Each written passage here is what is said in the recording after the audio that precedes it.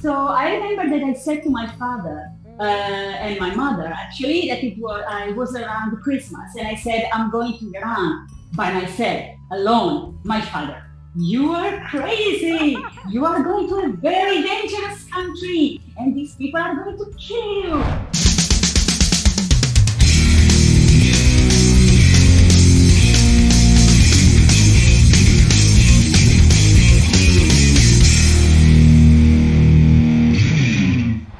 Hey everyone, welcome to Bubbly Talking Show. As you know, Bubbly Talking Show is a kind of travel talk in which we're gonna be talking with different travelers in all around the world and learn about their experience, their knowledge during this way. And now we have a very special guest from Italy, and we want to talk about her amazing experience as she told us in Iran. Hi Ali, how are you? Hey, I'm fine, thank you. And you? Thank you so much. Could you please introduce yourself for our audience? Yes, okay. So I was a primary school teacher, and then I left everything behind, and I took a year off, and this year off became like a lifetime off, and I started traveling to Southeast Asia. Then I ended up in Iran, and then in Oman, finally. So now I'm a full-time traveler. Yeah, I organize tours in Oman at the moment, but I always change. So I will change again. And I was also teaching yoga and meditation. Okay, let's jump to our topic. As you know, our interview is mostly about medias and their reality.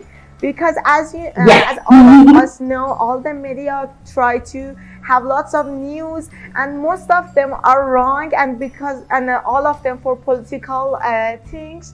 But maybe it's for others in their mind, and maybe change their things about some countries, about some people. Could you tell us about what you had in your mind before traveling to Iran, and what you see during your travel in this amazing country?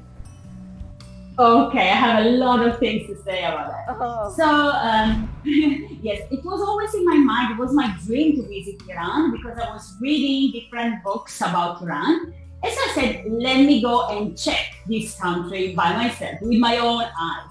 So it was 2012. I was in Oman, and I said, okay, as long as Oman is just, you cross the sea and then there is Iran. I said, it's very easy to get there. So let me try to visit Iran.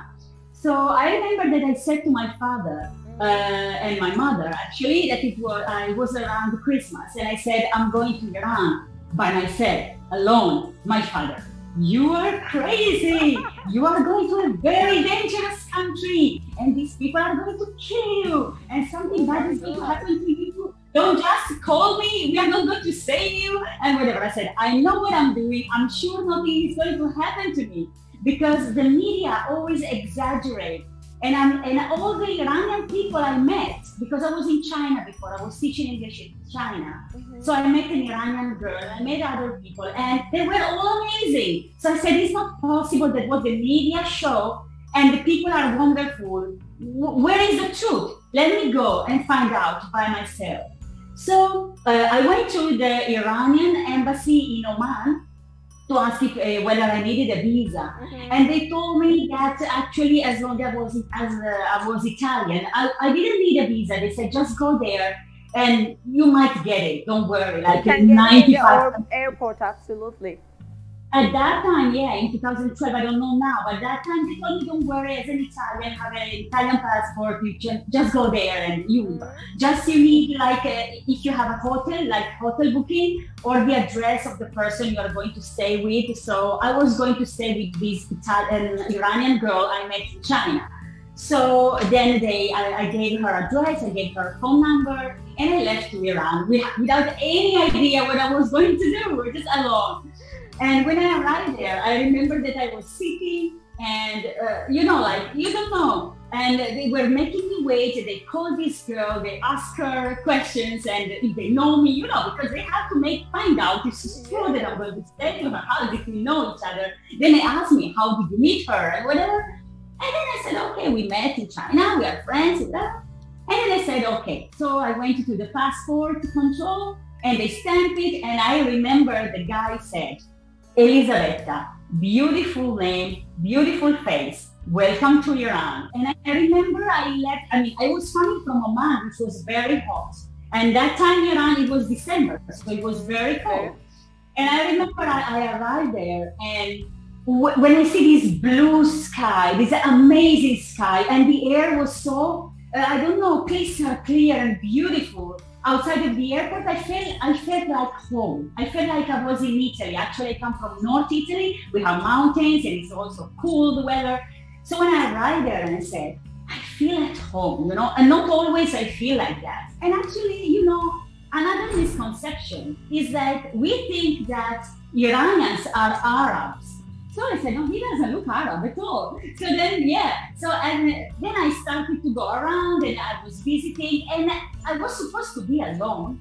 And I was never alone, never, not a single time. I was visiting a museum, 2 people invited me for lunch, and then other people invited me somewhere else. The food was so tasty. I think Iranian food is the best in the world after Italian food, because I'm Italian, so I'm very picky. Italian food is also famous. Pizza, absolutely. All of us exactly. For the pizza. Yeah.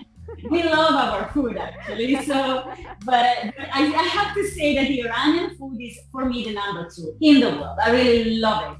And actually, I'm very thin, but I think I gained weight in Iran because I was eating all the time. Like, the breakfast was always incredible with this wonderful fresh bread. Lots of meat. Yes. Yes, it was wonderful. And also people, and I remember I called my family. I was in a hotel and I was in Shiraz, I guess. Yeah, I was in Shiraz because that time I visited Tehran, Isfahan, and Shiraz. That time, yes, but then I went to Iran 2 times more, always traveling by myself, and I visited also Yazd and Persepolis, yes. But the first time I couldn't visit Persepolis because I was having lunch and dinner all the time with people. And then they told me, don't worry, you will visit Persepolis next time. And I said, who can guarantee me I'm going to visit Iran again? And it's true, I came back all the time, every year, because it's amazing. Nobody heard you during your travel, because another thing that maybe hear from others is that if you travel to Iran as a solo woman, maybe they attacked you, maybe they make some problems for you. Okay, I never had a single problem. Actually, the people were always very friendly. Of course, you have to be careful, as you have to be in every city. I was also, every year I go to India. So in India, I have to be careful also. All the world, absolutely.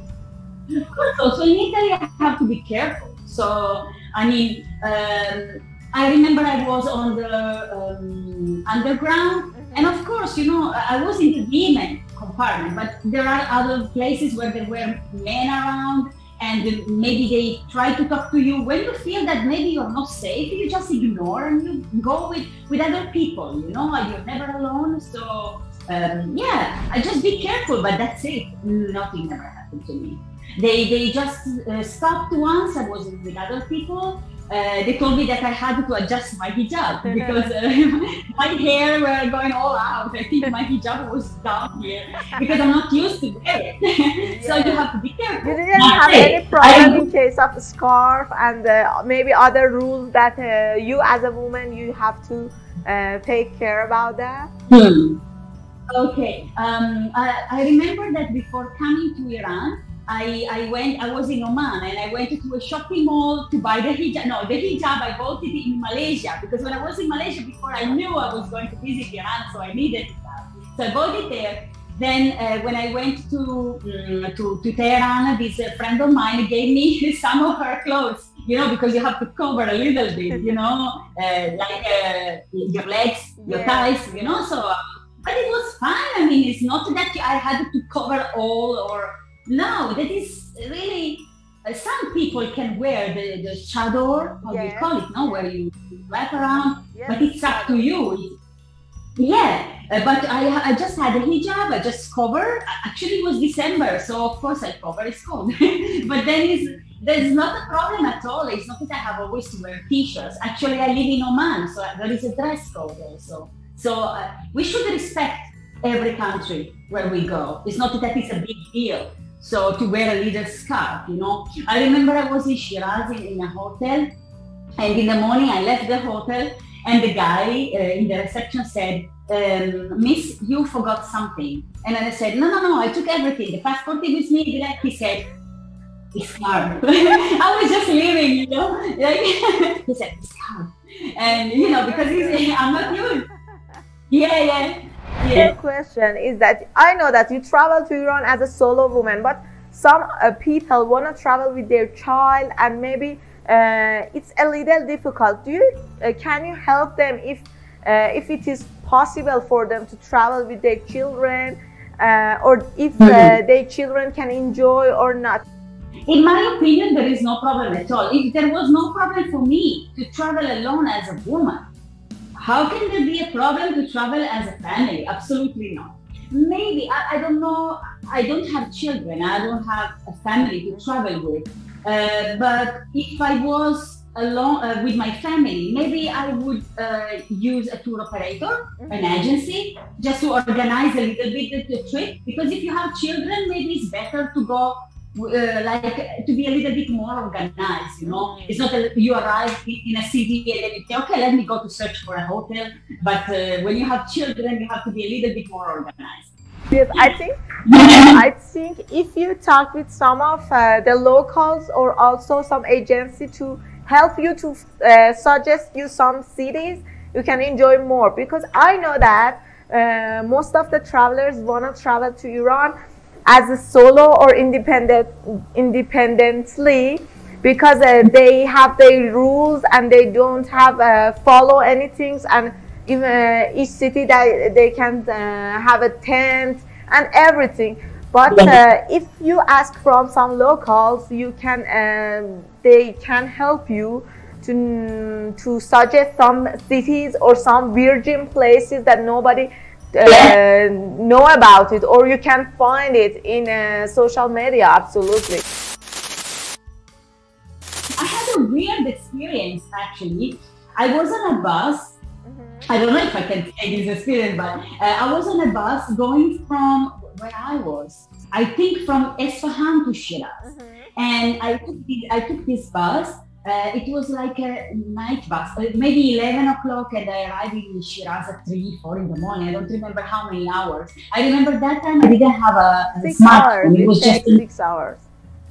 6, okay. So I had this phone, a small phone, no smartphone that time. I had like a sending SMS. And I wrote an SMS to my sister telling her, it's 11 o'clock, I'm alone and I'm taking a bus going to Shiraz. She said, yeah, because normal people, they go to Iran and they travel alone at night. Good choice, she told me, but I felt safe, that the bus was full of normal people, And so I remember that we were going and they serve us like something to eat, like a small sandwich and water. And I was very thirsty that time, so I drank all the water. And then, I had to, so I felt to go, and then I said, I continued to drink, and then I said, okay, they will stop, they will do a rest stop or something for eating. And next to me, there was a girl, like she was going to university, and we were speaking about her experience at university, what she was doing, what she was studying. And then I said, excuse me, I just want to know, but is this bus going to stop before we reach Shiraz? And she said, no. I said, really? And she said, no, we'll never stop. It will go straight to Shiraz. I said, I will die here. I said, I cannot. So I remember I told her, and I said, how can you wait until Shiraz? She told me, oh no, but we are used to suffer. Huh? I said, okay. So anyway, I told her, okay, so let's see. And I said, I have to talk to the driver. I said, I cannot, So the driver said, no problem. And now the girl went to the driver and he said, this girl is sick. I said, I'm not sick, but just I have to go. So the bus said, no worries. So he stopped at I think, petrol station. It was all dark. I remember it was completely dark.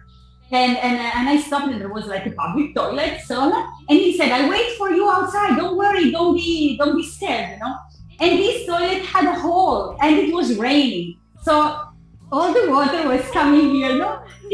And I remember I was there and I said, what am I doing here alone at 2 a.m. at night in a public toilet in a petrol station in Iran? You know, like when you ask yourself, what I'm doing here? But I felt quiet and safe, and nothing happened to me. The bus driver was just waiting for me outside, and we left it and arrived safely in Shiraz. So that was a weird situation. That you are safety target. Yes. Not everybody was speaking English, like the driver was not speaking English. But you can always ask it to some young people to translate for you. I mean, there is no problem at all. And for the last question of our interview, do you have any suggestion for all the travelers in all around the world that maybe see our interview or maybe scared about traveling or something like that? Yes. So do not be scared to visit Iran. To me, it's one of the most beautiful places in the world. Amazing. Not only for the landscape, but also for the culture, for nature, for the people, everything. So don't be scared. There is nothing to be scared about. And actually, it's beautiful to visit countries where very few people want to see. Because when you go there, you really enjoy the country. And maybe in the future it will be open more. So go now. That's my suggestion. It's maybe for you. It's maybe an experience for you. Yes. There is nothing to be scared in Iran, really. Nothing. Thank you so much for accepting our invitation and also being in our show. I believe that your experience can maybe help others to try to experience others' country that maybe all the media are against about that. Thank you so much, and hope you see you in Iran. Absolutely. For sure. As soon as we can get a tourist visa, I will be there and I will meet you. Okay. Inshallah. You can apply for your visa through me and also our team. Absolutely. We are here to help you. Yes. Thank you very much. Thank you. Bye. Have a good time. Bye-bye. Bye.